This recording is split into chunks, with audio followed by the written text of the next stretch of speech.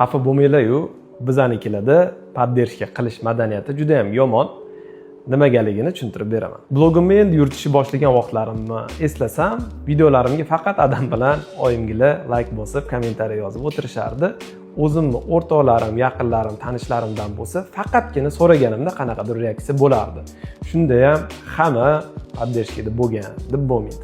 Blog yuritishni endi boshlagan odamda yetarlicha xatolar, kamchiliklar, yetishmovchiliklar bo'lishi tabiiy va endi o'zini blogini yuritishni boshlagan odamda katta stress va hayajon bo'ladi.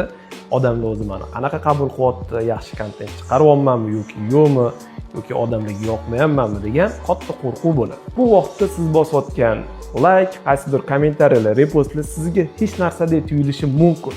Lekin blogini yurgizayotgan odam uchun juda ham muhim va har bittasi esda qoladi desam ham mubolag'a bo'lmaydi. Blogini endi yuritishni boshlayotgan odamga sizning yordamingiz obunachilar yig'ib bo'lgandan keyin kerak bo'lmasligi mumkin. Lekin endi boshlagan vaqtida bu juda ham kerak. Imkoningiz bo'lsa, bu insonga yaxshilikni ravo ko'rsangiz, qo'llab-quvvatlashingizni so'ragan bo'lardim.